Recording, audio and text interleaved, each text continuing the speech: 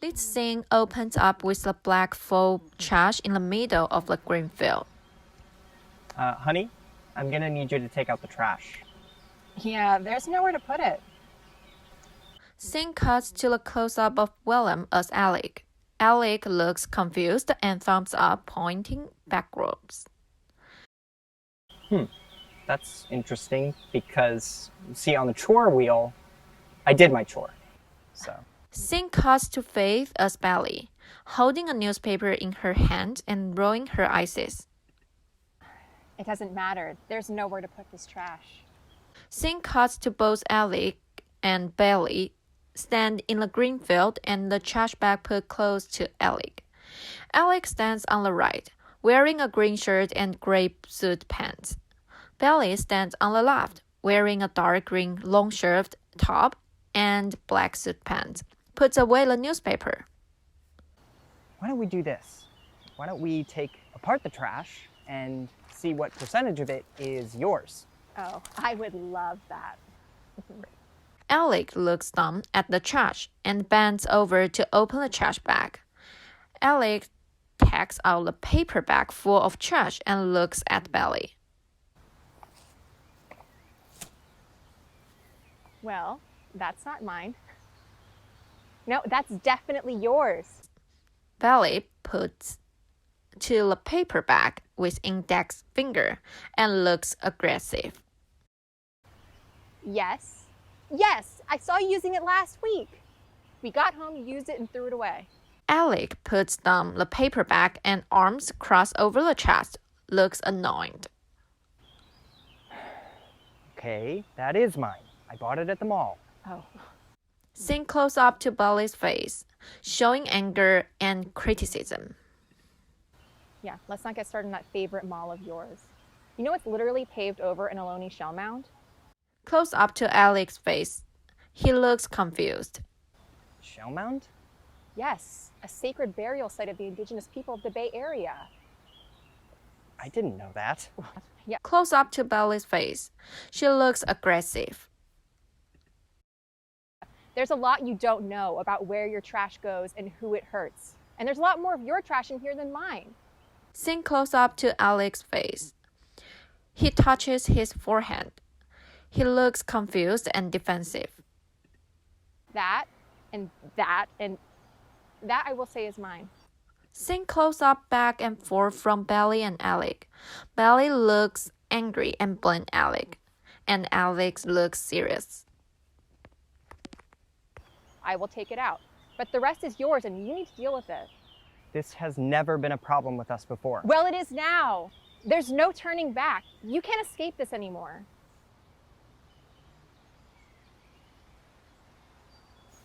This segment opens up with a close-up of a large trash bag in a green field. Hey, can you take out the trash, please? There's nowhere to put it. We just need to be creative about it, you know that. Scene cuts to Adrian as Brittany on the left, wearing a dark gray shirt and black pants, and Ishita as Alu on the right, wearing a light blue shirt with small rainbows and gray pants. They are both looking down at their cell phones. They sit around 10 feet diagonally from each other in a green field with trees and tall grass behind them, the bag of trash situated in between the two of them. Have you looked outside? There's no space. Brittany looks dumbfounded and gestures matter-of-factly with her hands. Alu looks wide-eyed back at Brittany, gestures enthusiastically and persuasively with their hands. Honey, there's of course space. Like, speaking of space, we can send the trash to outer space. Have you thought about that? You know that I'm going to be one of the first to try to go to Mars, right? Brittany looks exasperated and points to the ground and the trash. Okay, but that doesn't help us for what to do right now with this trash. Yeah, like I said, we just need to think outside of the box, sweetie. Close-up on Alu, who looks around intensely as if Z were solving a large math equation. Alu gestures excitedly. We can pump sulfur dioxide into the atmosphere. Why not that? Great way to eat up some CO2. Now, if we put iron dust into the oceans, that would create vast algal blooms and would absorb a whole lot of carbon dioxide. Babe, there's also de-extinction. Can you imagine cloning DNA from a frozen part of a woolly mammoth and gestating it in a modern day elephant? That would help us with so many things and it would just be awesome. Look. The shot widens out to both characters, and Alu looks back at Brittany, who sits with her hands resting on her chin, looking unamused. My point is that we are smart, creative, and inventive human beings, and we need to think about the bigger picture rather than worrying about this bag of trash right here. Alu continues to gesture enthusiastically and firmly. We'll figure it out. Brittany throws her hands up in exasperation. We don't have time to figure it out. Scene opens on a full black trash bag sitting upright on a grass field. Hey, honey, can you take out the trash? The next shot is of Angus as Bobby standing on the left wearing a white shirt and green olive pants with a book open in their hand. Z as Angela standing on the right wearing a dress with a fruit and flower pattern holding a beige bag, the trash bag between them. Bobby waves their hand, annoyed. They try to continue reading. Okay, babe, no. The trash outside is more than full, and I'm not going to dirty the earth just to make our lives better and get it out of our apartment. We've had this conversation before. Yeah. Angela points to the trash bag, appearing hopeful. She puts her bag down. Without the trash in here, our apartment will be clean and beautiful. We love that. Close-up of Bobby, who looks irritated and done with the situation. You are only thinking about us. What about the earth? You know what? I am really starting to see you for who you truly are. Because in my mind, I have a greater responsibility to where these materials go than I do to you. This just isn't working. Close-up of Angela, who glances at the trash off-screen and looks back at Bobby in disbelief. So, you are choosing the trash over me? The shot widens to Bobby, the trash bag, and Angela. I wouldn't really word it like that, but if that's the only thing that you understand, I guess sure. Another way to put it, when I look at you right now and ask myself, do you spark joy? The answer is no.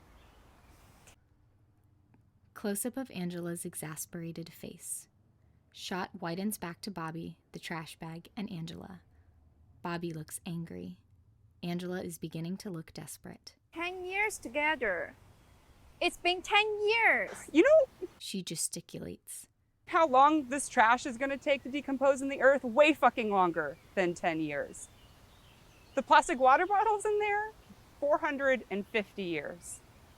But our relationship. Close-up of Angela, who looks upset. Do you not love me anymore?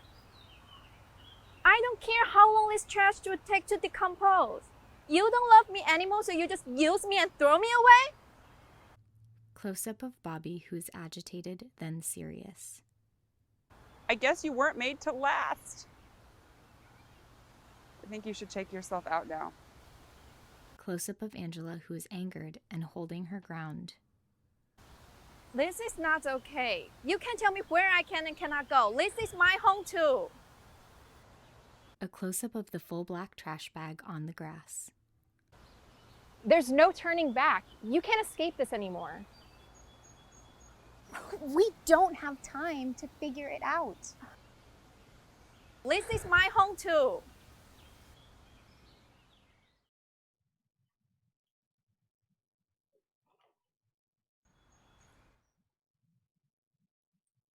Open on Angus as Trickster on the left-hand side of the viewing window and Ishita as TTC on the right-hand side of the viewing window. Trickster is still wearing a red ruffled tuxedo shirt, a black vest, and a top hat. TTC is still wearing a costume full of trash, such as Amazon bubble wrap, white plastic bags, a mask, and waste paper. Trickster is smiling and TTC is stone-faced. What? What? You didn't like that one either? Did you catch any of the references to Neoliberalism, geoengineering, materialism, climate refugees, any of it? Trickster becomes more serious, and TTC leans into the camera aggressively. Did I catch the references? You gotta be fucking kidding me. Are these just boxes you're checking? You really think you covered climate refugees in those absurd rom-com scenes shot in Golden Gate Park? Okay, in these trash displacement scenes, where was there any reference to sacrifice zones? You know how whole subsets of humanity are categorized as less than fully human, more easily poisoned by the progress of extractivist economy. And all of this injustice is justified through racism, casteism, classism, so that the ones who are already vulnerable become even more so and are literally sacrificed for the comfort and pleasure of the politically powerful. I thought a comedy could help address the overwhelm. You try wading through this muck of climate crisis denial. Wading through denial as you deny so many realities? TTC, all you have are criticisms. I did not invite you. And here you are, doing what I knew you would do all along. Ruining my show. I bet because of you there are already people who have left. By now, some of them are scrolling through their Facebooks. They're gone, and we won't be able to get them back.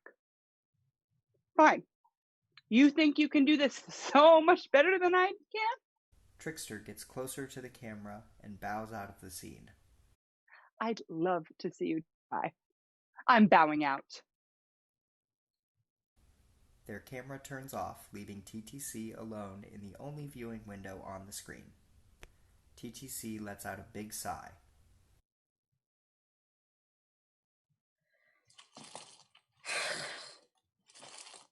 Okay. Looks like I'm the one left here with you all. TTC points at the audience. Don't run away from this discomfort. I know it's uncomfortable. And I'm not going to decide what's going to happen here. So, TTC gestures for Christian to come onto the screen. Christian, can you come in, please? Please, I need support here. Christian enters onto the right-hand side of the screen. His name is on the bottom right of his viewing window, and it reads Stage Manager Christian. He has short black hair and is wearing a t-shirt and over-the-ear black headphones. Christian engages with TTC. Did you just see what happened here? Yeah, we were live and Trickster just poof. Yeah, what is this behavior? I can't always be handling that for them. They just leave and I'm the one addressing the bad parts here. I mean, this is really intense compared to the rehearsals and stuff. Don't know what to. It's hard and I don't want to be in charge I could just here. press play on the next scenes. Christian grabs a clipboard and begins to read from it. Too Much CO2 is up next, acknowledging how bad the situation is. And then Persephone has a scene with Hades about grief. So. Grief.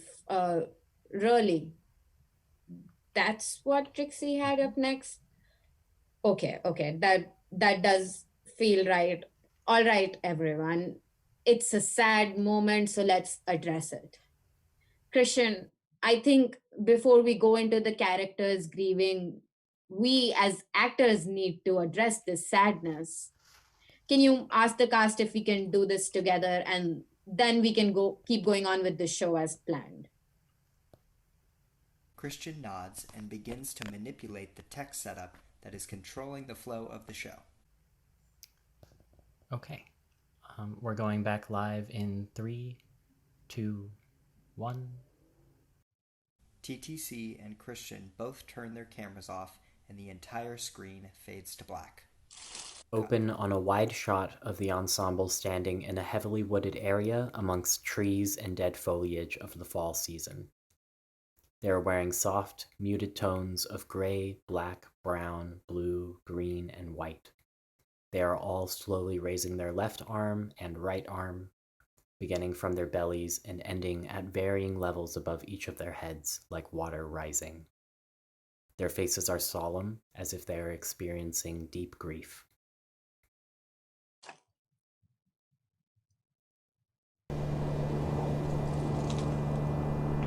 The wide shot is cut with varying close-ups of the faces, torsos, and hands of each of the ensemble members as they repeat the motion. It comes to me in waves, moon waxing, a slow tap trickling in, strenuously slow. Images arise, familiar. It is here now, this moment, and always. They come to me in waves, moon, full, a tap, rushing in. Lost time, lost people, lost places, being lost. Nowhere to go, goodbye, they are harsh. I need release. This fountain breathes into me gifts, salty tears, bleeding, a moment to slow down.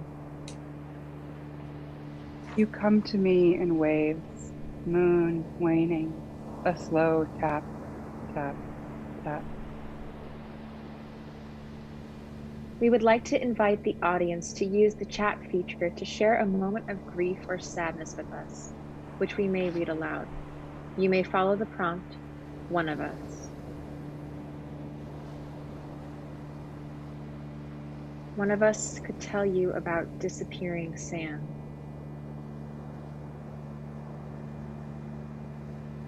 One of us could tell you about saying goodbye to the mountain.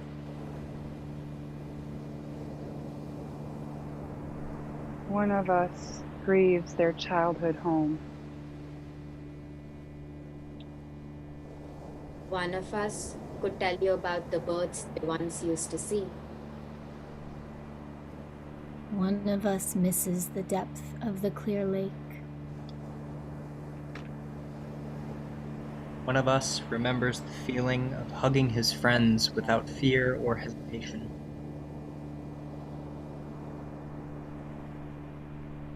One of us could tell you about hands you can no longer hold. One of us could tell you about the anger of feeling stuck. One of us could cry for days. One of us remembers having to say a forever goodbye over a phone call. One of us knows the feeling of wildfire smoke in their body. One of us doesn't see an end.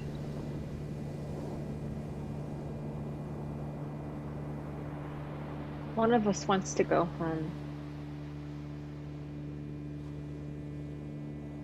One of us misses their grandfather.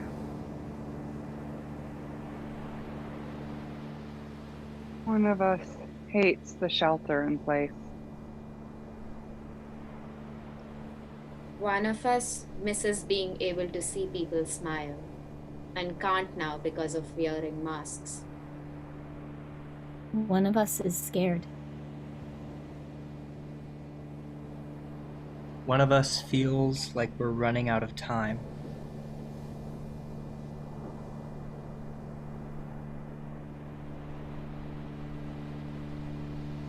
We invite you to take 3 deep breaths with us as we close out this ritual.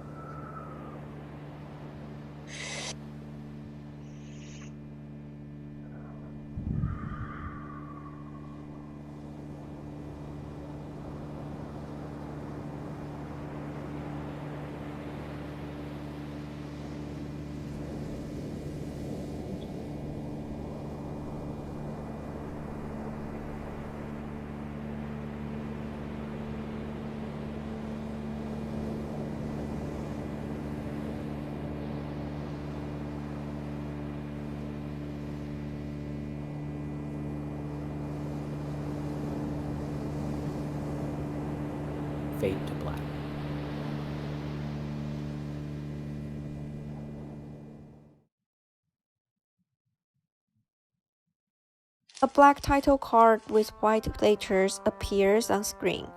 It states too much CO2 on extinction. The scene is presented as a YouTube video.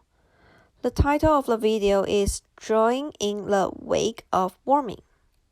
Willem as Ben shows up in the video wears a black t-shirt and black pants. Ben stands in front of the white wall with whiteboard containing facts of 5 major mass extinction. Some butterflies pictures and statistical chart pictures are put on the whiteboard. The pants put on the green chair next to the yellow curtain. Ben talks about the facts with gestures, seriously and sincerely. Greetings, everybody. As promised, tonight we'll take a shallow dive into the politics and how the US government and most others are lying and lying down in the wake of warming.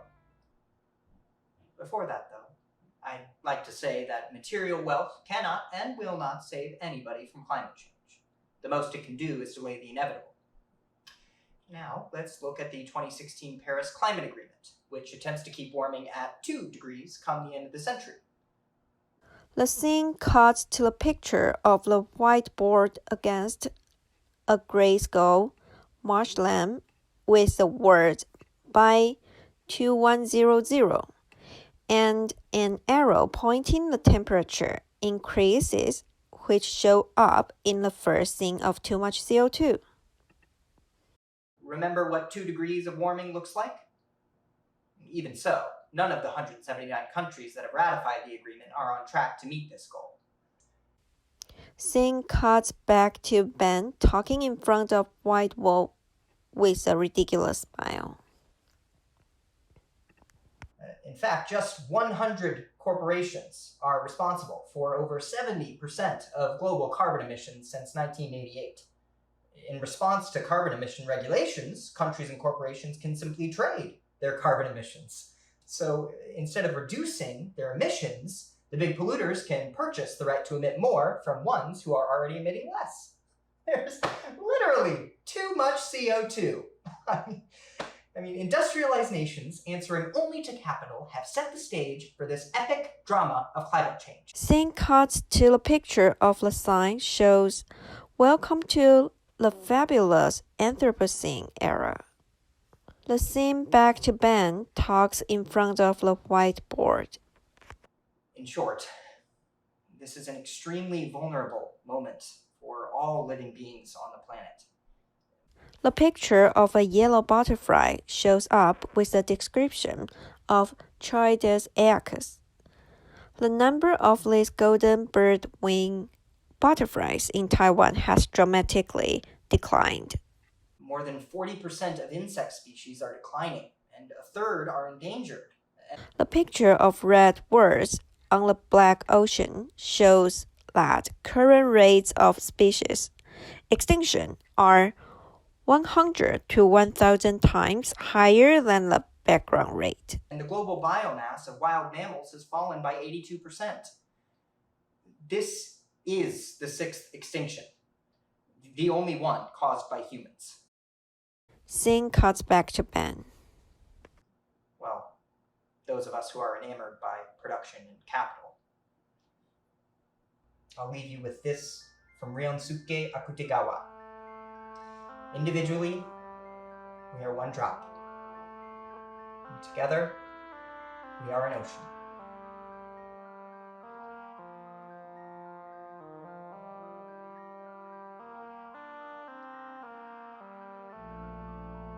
A black title card with white letters appears on screen. It reads Persephone. The scene opens to a wide shot of a wooden field with several fallen trees in Golden Gate Park with dim, dusk light.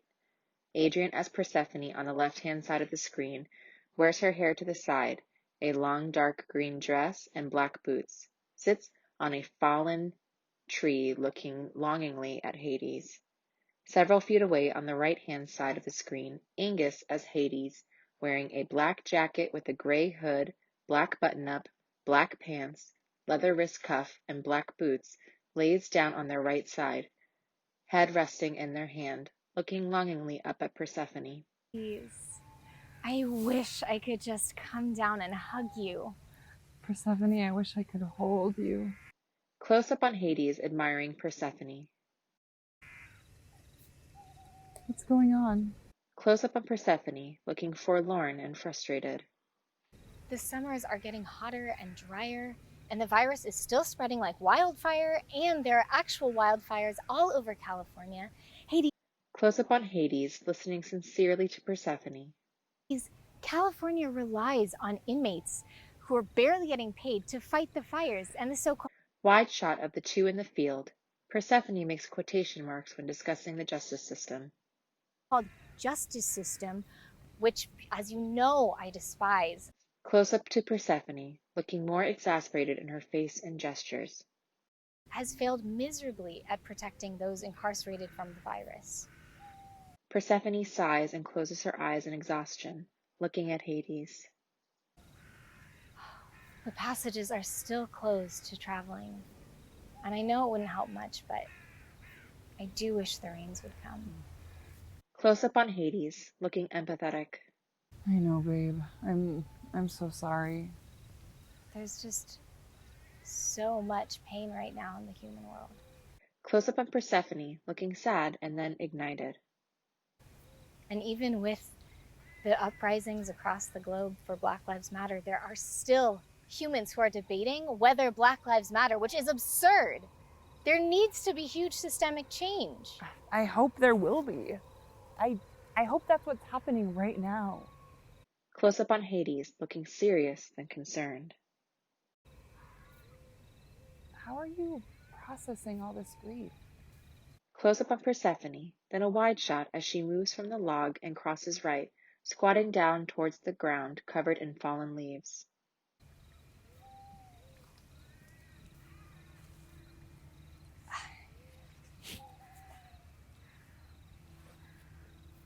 Close up on Persephone, looking pensive. Well, Close up on Hades, listening intently. I tried one of the human coping mechanisms of drinking to handle the overwhelm. Close up on Persephone, smiling nervously, then looking at Hades. It did give me some insight into the suffering of humans, but I should have just called you instead. Babe, you know you can't run from your grief. Close up on Hades, sitting up and looking sincerely at Persephone. This influx of souls has thickened the air with sorrow. I've counseled so many of them, most of whom have never even thought of the passage of death. They're frightened of the inevitable. I'm worried for the humans. Close up on Persephone, looking concerned. They need to take the earth into account and reshape their societies to be more just. I fear how much more death will come if they don't. Close up on Hades, smiling, assuring, and confident.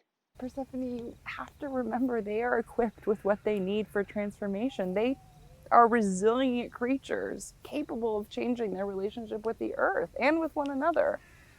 It is possible they will continue down this path of destruction, but maybe they will make a different choice. Close up on Persephone, contemplating. And you are one god among many gods, among many cultures. Close up on Hades, looking sincere, then playful. This is not yours alone. Speaking of other gods, how's it going with your Venus? Close up on Persephone, smiling and loving. Well, it's actually been really good. As you know, our relationship has been a little tense due to light pollution over the years and just the activity of the industrial world, but lately, she's the brightest that I've ever seen her. Close up on Hades, looking loving. I'm glad you have her company. Wide shot of the two in the field. Hades shifts to get up. Listen, I have to get back to the underworld, but I am here when you need to hold the dark and the light with you. close up on Persephone, looking calmer.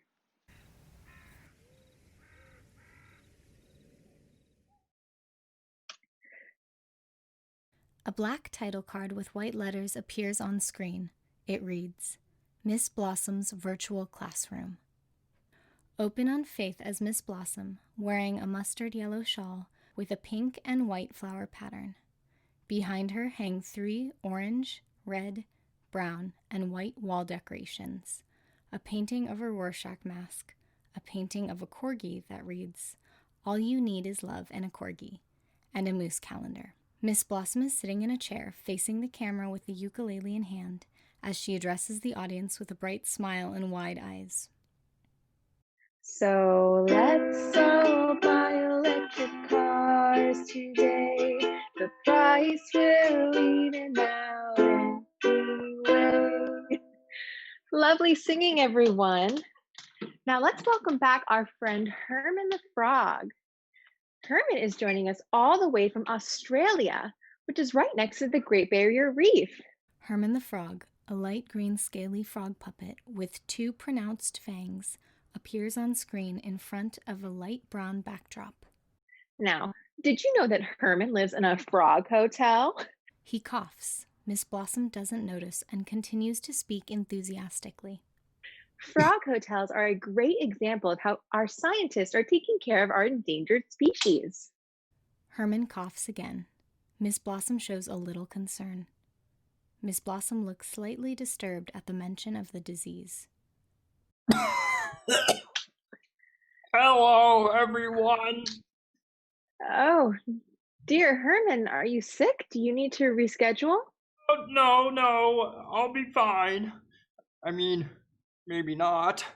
This disease is really messing us up. Oh, Herman, please, this isn't the time to discuss the P word. Herman opens his mouth wide to ask for clarification. The P what? Miss Blossom puts her hand up in a whisper. Miss Blossom looks annoyed. Herman coughs. Miss Blossom looks offended. She tries to hold a smile but is failing. The pandemic. Oh, the pandemic! Which one? Oh, Herman! Herman coughs. Miss Blossom smiles and tries to get things in her control. Oh, seriously! I mean, us frog folk have been through our fair share. We even survived the extinction that wiped out the old dinos. Herman becomes upset. Miss Blossom's face falls as she looks surprised. This dang fungus that you humans are responsible for spreading among us, the Trichochytrium dendropatitis, or BD for short, is one of the deadliest. Your scientists put us in these hotels to protect us, which may sound cute, Blossom, but let me tell you, it's the opposite. We'll die if we try to go back home. She smiles and tries to calm Herman. Okay, Herman, let's get back on track. Today we're here to talk about how the Great Barrier Reef is in big danger because us humans have been so irresponsible. Who do you mean by we? You keep saying we. I just want to be clear. Oh, well, we all have to do our part to help save the planet. Herman yells at Miss Blossom. Her mouth falls open and she looks offended again. You just did it again! You and me are not the same we. A lot of things that you have been doing are affecting me and a lot of other folks. Herman, I can see that you're feeling a bit angry, and I think it's best you go take a rest. Screw you, Blossom. You need to stop using me and Twyla to tell your oversimplified, white, human-centric narratives. Every day you bring us out to tell this bullshit harmony whatever. Herman, language! You need a timeout. I'm swapping you out with Twyla. She would never behave like this. Twyla? Twyla appears on screen. Miss Blossom looks relieved and stern. Twyla nervously speaks. Thank you. Herman is just out of hand right now. Miss Blossom looks confused because Twyla is not siding with her. Herman coughs. Miss Blossom expresses her confusion. Herman coughs. Well, he has a point. You have been oversimplifying things. Like when you did that whole lesson on the straw ban, I left out the harmful impact it has on people with disabilities, chronic illnesses, and older adults. Miss Blossom becomes very upset.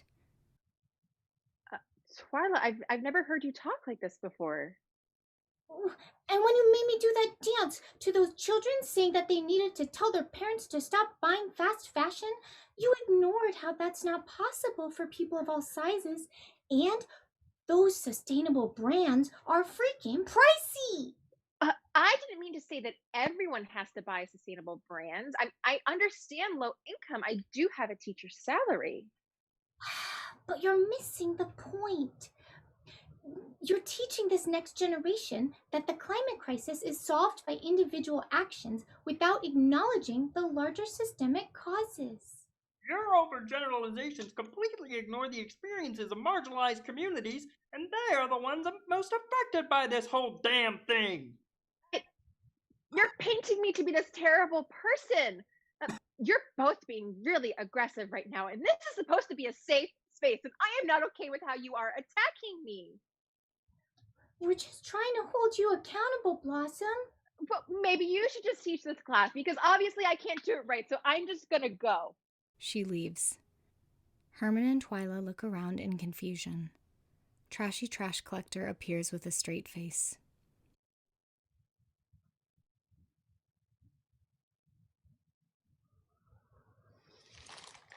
Hi everyone.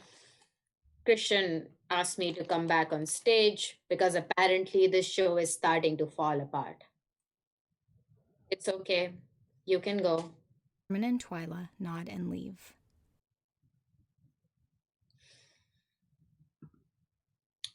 Well, I like those two. I think this show should have more beings in it. I'm tired of this assumption that humans are the most evolved beings of all. And you know what else? I am not going to be hosting this show alone. I disagree with Trickster that the show is hosted by just one. So I am going to invite my friend Tree to this show. Please join me in welcoming them. Open on Ishita as TTC, looking directly into the camera with a straight face. Angus appears on screen as Tree in a larger viewing window than the one TTC is in.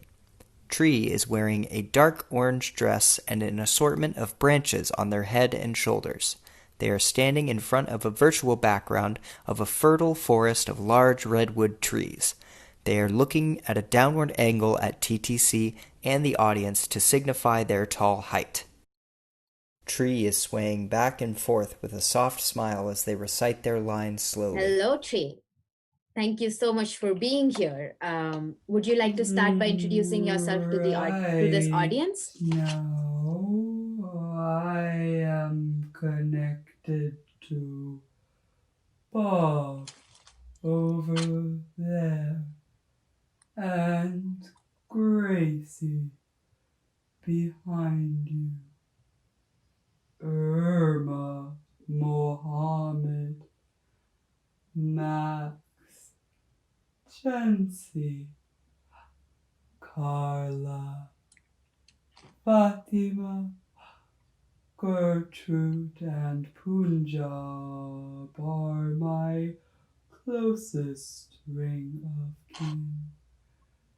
But they are just who is physically closest to me.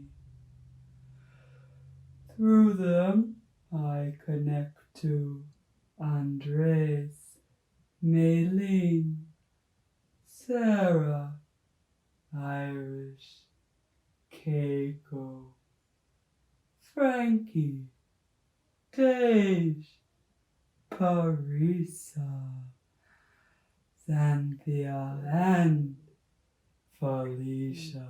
Wow. It sounds like you're really popular. Tree becomes concerned and confused as they continue to sway slowly back and forth. Poplar? Poplar tree? No, popular. I do not understand this word. Please explain, young two-legged Um, one. it means you're well connected, that others know who you are and respect you. It means you're powerful and others help you to thrive. Are there unpopular two-leggeds Yeah, on our parent Earth? yeah, Tree, there are. Tree begins to sob with a look of disgust on their face.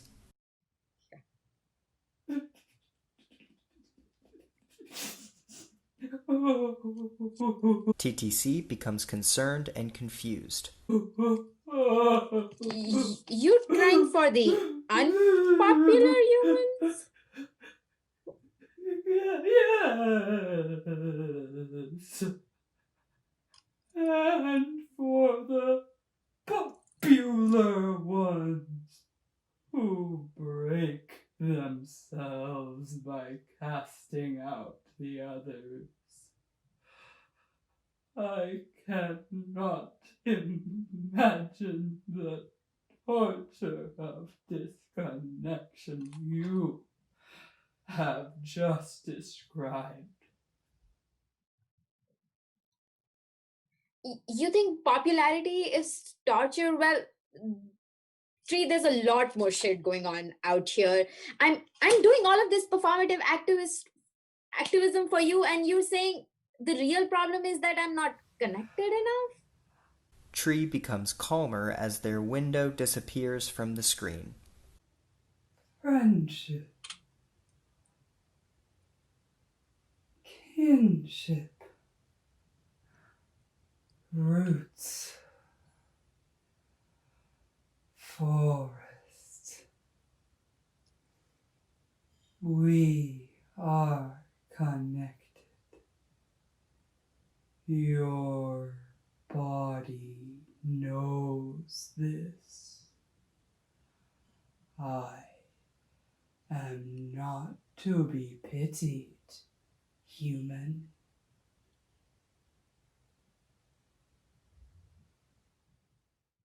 TTC looks at the audience in disbelief as they take off their trash hat.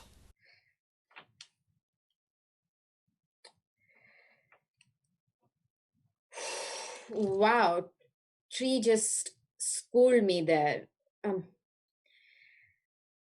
it's it's interesting. I'm usually blabbering a lot more easily, but at this moment, I find myself at a loss for words. TTC seems more solemn and reflective. Connection, feeling who I'm connected to. TTC smiles as they reflect on the ocean that connects them with their home. I I definitely feel connected to home. I feel connected to the ocean because I know it's the same ocean that connects to where I come from. And I feel connected to the trees. I used to love hugging trees. I have a favorite tree back in India. But you know what? If I went outside and hugged a tree right now, I'd be confused for a tree hugger. Which is sad how this has almost become a joke being a tree hugger, because I hope a lot of you know that 373 people in the Bishnoi tribe were killed in 1793 while protecting the trees. They were willing to give up their lives for the trees. They gave up their lives for the trees. Now I know how this notion can sound romanticized or can be even trivialized, but I think there is They just held the pure genius of connection. TTC sits in silence, looking downward in reflection as the screen fades to black. Kinship. Roots. Which so many of us have seemed to have lost.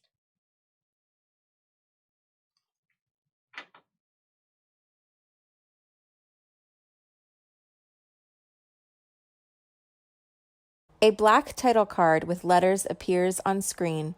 It reads, "Another therapy session." Open on Z as therapist in a viewing window on the right-hand side of the screen, and Adrian as USA in a viewing window on the left-hand side of the screen. USA is wearing a red, white, and blue striped t-shirt and a baseball hat with a bald eagle on the front. Their hair is in a ponytail.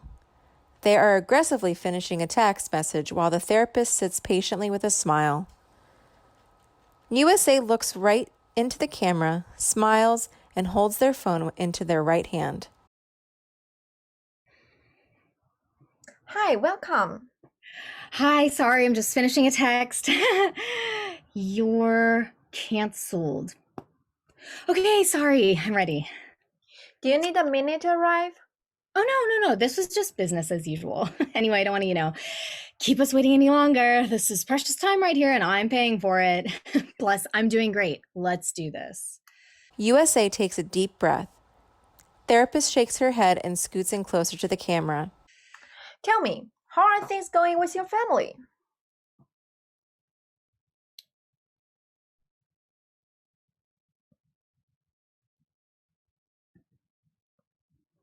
A dreamlike effect transitions into a scene set in Golden Gate Park. This is understood to be a flashback. We see 3 people having a picnic with a backdrop of green trees. William, as Dad, is sitting in a chair with his legs crossed. Dad is wearing a green sweater, a collared button-down shirt, and khaki pants. Dad is holding a tobacco pipe close to his mouth. Dad is facing Adrian as USA, who is in the middle of the shot sitting on a picnic blanket, wearing the same clothes as they are wearing in the therapy session. USA's legs are casually spread and propping up their arms. USA is holding a red solo cup. Ishita as Mom is on the right-hand side of the screen. Mom is wearing a shiny purple blouse and black dress pants with black dress flats and pearls. Mom is sitting on a short stool with her legs crossed and her left hand resting on her chin. Look, sweetie, time is money and money is resources, and you're going to have to keep figuring out how to make money with finite resources. Mom wags her finger at USA.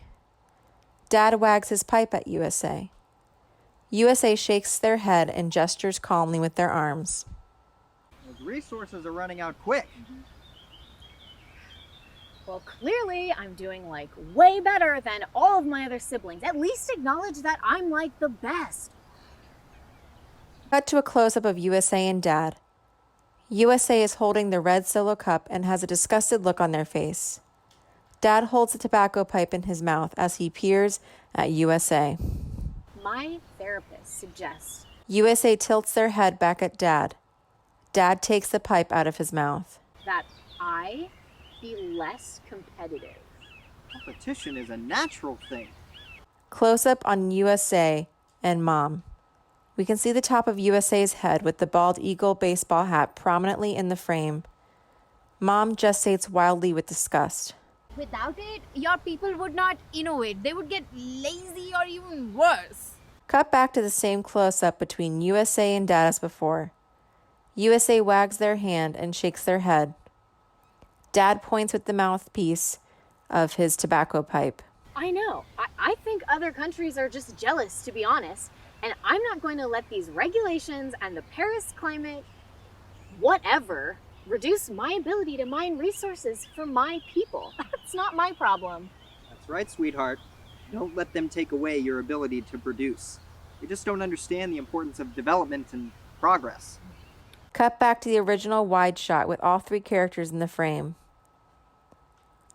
USA crosses their legs and arms as Dad and Mom look at each other and simultaneously lean forward in their chairs. I know. And I think I have a lot going for me. But I have heard some people say that I'm kind of selfish and that apparently I don't always listen to my own people's needs. Cut back to a close-up between USA and Mom.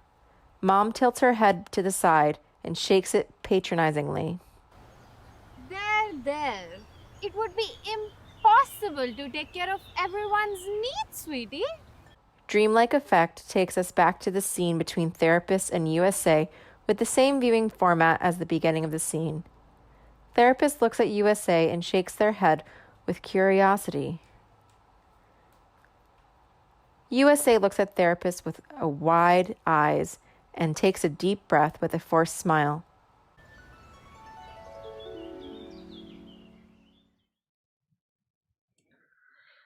I wonder if the strong presence of your parents' idea may prevent you from taking responsibility for your action.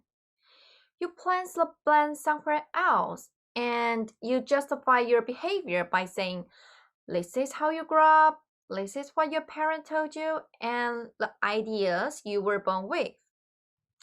Therapist leans into the camera. USA chuckles in disbelief and puts their hands on their chest. Is this because you are afraid of change? Is it possible that I'm afraid of... What an effed up question. A wavy mirage takes us back to the picnic scene from earlier with America and their parents. A person with a bright green shirt with the words Green New Deal on the front crosses the frame in front of the family. They stop for a moment while America looks in awe and the parents look concerned. Green New Deal looks back to wink at America, who drops their red Solo cup on the ground. Dad gestates angrily and Mom claps at America to regain their attention as the wavy mirage moves out of the flashback.